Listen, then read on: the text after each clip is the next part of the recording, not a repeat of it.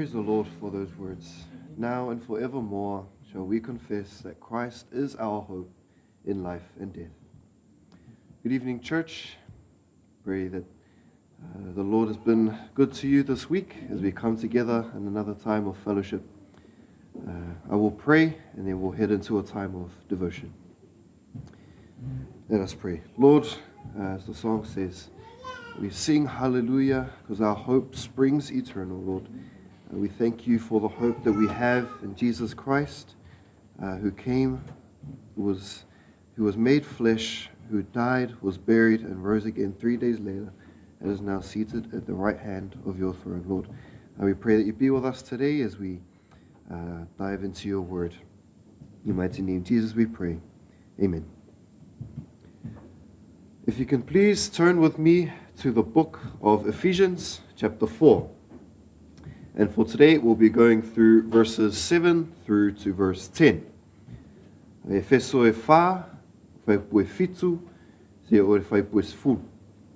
Just as you're turning there, I'll quickly go over what we went through in the last time I was here. So the last one, we went through verses 4 through to 6. And in these verses, Paul established the theological foundation of Christian unity by listing the shared spiritual realities. There is one body, one spirit, one hope, one Lord, one faith, one baptism, and one God and Father. He notices that this unity is not something that the believers create. It already exists because God himself is one. And therefore, the believers must upkeep this unity. And the church is unified because it shares the same salvation, the same Lord, and the same indwelling Spirit. But yet, this unity does not erase or get rid of individuality. Instead, it provides a framework in which diversity can function properly. All believers belong equally to Christ, but they are not all given identical roles. And so this prepares Paul's next point, that one body contains many members, and Christ himself distributes grace differently to each believer for the building up of the church. And so that brings us to today's verses, where we see from unity to diversity of grace. If I can have our New King James readers to read Ephesians 4 verses 7 to 10, followed by our Samoan Bible readers,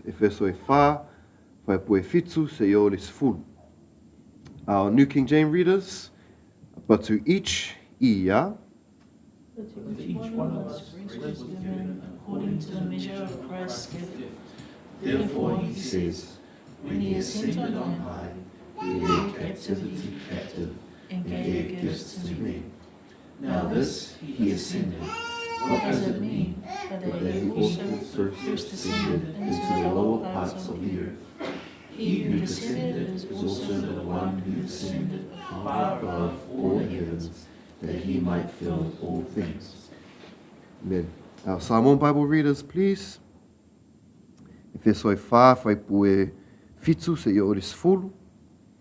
Au maia ia. Au maia te tātou te tōtasi le rufa tunua. E whakatawina mane mea whai fuina mai Kristu. O le mea ea whetalai mai e oia. Nā whio ai oia i uma. Mana taitai whakatangata tau i te whenua. Ona whaina mea na whaitangata. Ia ulukuia. Na ia whio ai. Se aona uma. E a whai o le lea. Mo wai o nā whio i whoia i mea laulala i leina rangi. Mea nā whio i who. O ia la lea nā whio ai i uma na nangi malaka. Ina ia whātunga wina e ia mea lea malaka. Blessed be the name of the Lord for the reading of his word.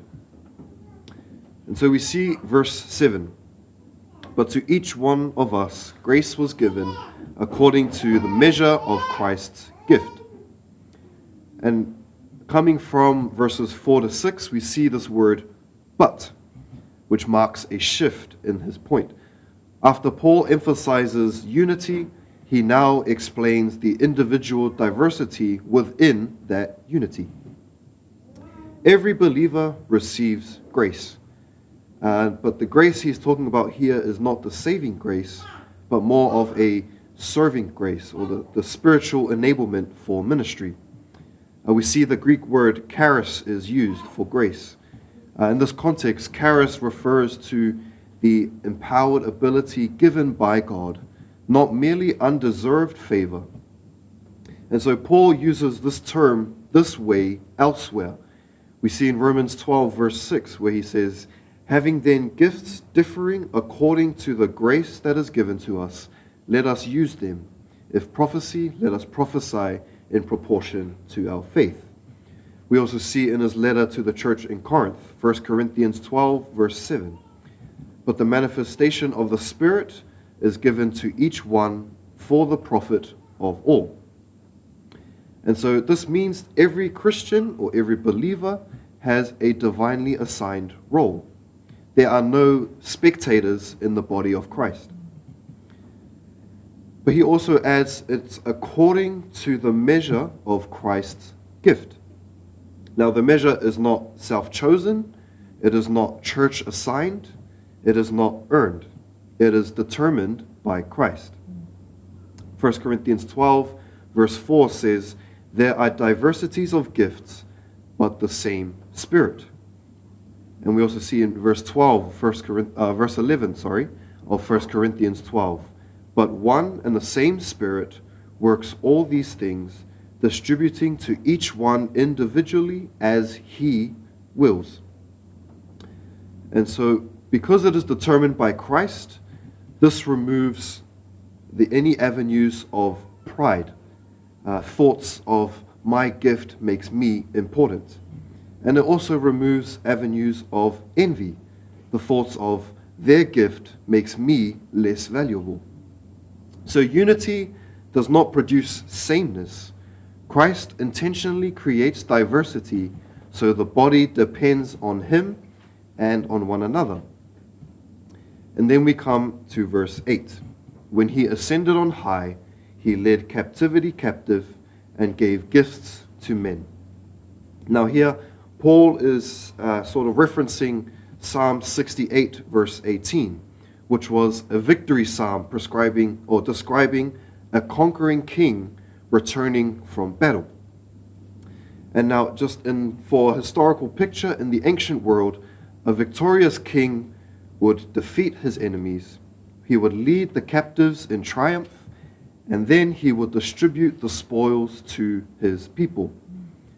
And so Paul applies this imagery to Christ. After his resurrection and ascension, Jesus distributes spiritual gifts to his church. And we see the phrase, led captivity captive. This phrase means Christ conquered the powers that enslaved humanity.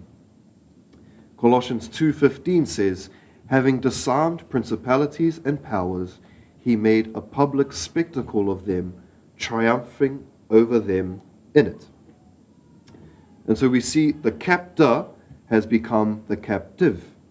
Sin, death, and the power of Satan no longer rule over the believer. Then he ends that verse saying, well, he gave gifts to men. Now, Christ does not hoard his victory, but he shares its benefits with the believers. The gifts that believers have are not talents that they developed, but they are spoils of Christ's triumph. The spiritual gifts, therefore, are not badges of status, but evidence of Christ's victory. And then we see Paul explaining this point that he ascended. Now this he ascended, what does it mean but that he also first descended into the lower parts of the earth? He who descended is also the one who ascended far above all the heavens, that he might fill all things.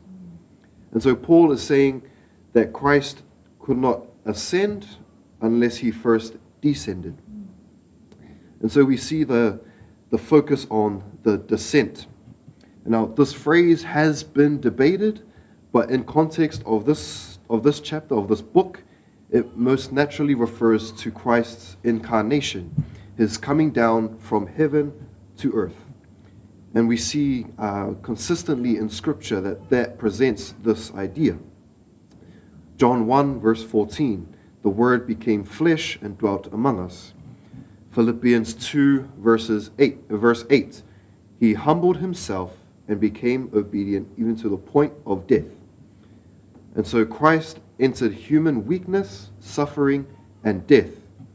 But he did not begin in the grave. He began in glory. And so we see the movement. Christ came from heaven down to earth, from earth to the cross, from the cross to the grave, from the grave to resurrection, to ascension, and to his eternal reign. And then we see the focus on the ascent. After his resurrection, Paul adds more. He doesn't just ascend to the heavens. Paul says he ascended far above all the heavens, meaning he had supreme authority over all. As we see earlier in Ephesians 1, verses 20 to 21, he is seated at his right hand in the heavenly places, far above all principality and power. And then he ends off by saying that he might fill all things. Now, this does not mean that his physical presence is everywhere, but it means that his sovereign authority and active rule is everywhere. Christ fills the universe the way a king would fill his kingdom, with his authority, with his presence, and with his power. Specifically in the Ephesians, he tells his church, Ephesians 1, verse 23, that the fullness of him who fills all in all. And now this ascension is not Christ leaving the church, it's Christ ruling the church. This means Christ now exercises his universal lordship, and that his presence and authority extend everywhere, especially through his church. And the gifts he gives now are how his rule becomes visible on earth. The church then becomes the instrument through which the risen Christ works in today's world. And so Paul's argument follows this logic and flows this way. The church is one because God is one. Yet Christ intentionally gives different gifts, but those gifts come from his victory. And his victory came from his humiliation and then his exaltation. And so the spiritual gifts are not about personality, talent, or status. They are the continuing ministry of the ascended Christ through his people. And so an application for us today. Every believer has a ministry. As it says, grace was given to each one. No Christian is unnecessary in the church. But it's also important to note that the gifts are not grounds for comparison. They are assigned by Christ, not chosen by preference. Point number 3, serving is participation in Christ's victory. When the church serves, the ascended Christ is working through them. And the final point, unity and diversity belong together. Without unity, the gifts divide.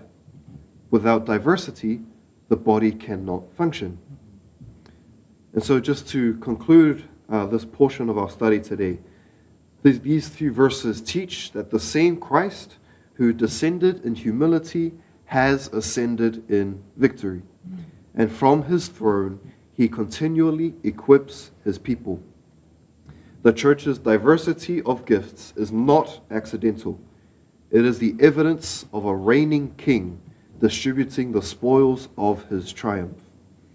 And so the Christian service, therefore, is not merely volunteering. It is the living expression of the risen Christ filling his church and working in the world. So that brings us to the end of our study today. I will close us off in a word of prayer before I hand it over for a song and then for our time of prayer. Let us pray. Lord, we thank you for the work that Christ has done on the cross. We thank you that his victory, through his victory, we are able to receive your grace and use your gifts accordingly to your will. We just pray that as we close off this night and as we head into a time of corporate prayer, Lord, that we continue to remember that we all have a part in your body, Lord, that these gifts that you have given to us, they are not to bring pride or envy to us, but to be a way of sharing your sovereign victory to the world. And so we pray that we pray these things in and through the wonderful name of our Lord and Savior, Jesus Christ. Amen.